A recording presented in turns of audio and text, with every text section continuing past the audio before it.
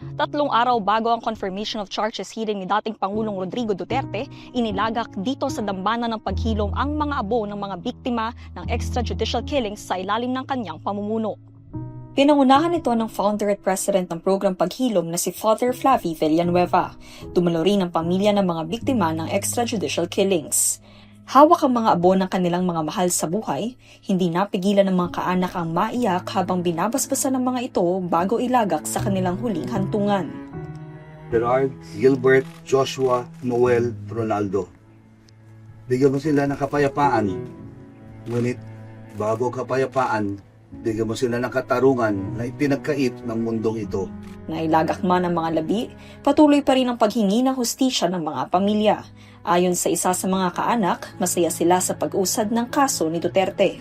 Yung sa tagal namin paghihintay, nagkaroon pala ng kaliwanagan yung aming hinihintay. Kala namin madilim, yung pala lumiliwanag. Yung Diyos talaga hindi natutulog. Kaya nagpapasalamat kami. Ayon naman kay Father Flavie, ang paglalagak sa mga biktima sa dambana ng paghilom ay paraan para makamit nila ang kapayapaan. Ang ginagawa nating paglalagak ay pagbibigay ng kapayapaan, eternal rest in a place na pangmatagalan, 40 taon, para makausad sila sa kanilang pang-araw-araw na buhay.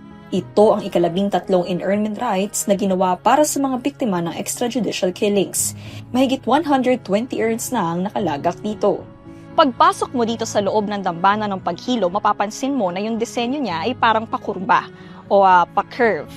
Yun sa Project Paghilom, ang disenadya nila, ang disenyo na ito, para maramdaman ng mga kaanak ng biktima ng extrajudicial killings o maging ng mga biktima ng extrajudicial killings na sa kabila ng mga pasakit at hirap na kanilang naramdaman ay mayroong lugar na yayakap para sa kanilang paghilom.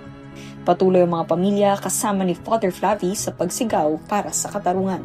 Hindi kami tatahimik. Kasama po ng program Paghilom ang mga pamilya na hindi tatahimik. Ngayon na naihimlay, mas makakasigaw at mas makakatindig para sa paghilom nila. At paghilom ang pinag-usapan, ito ay may kasamang katarungan.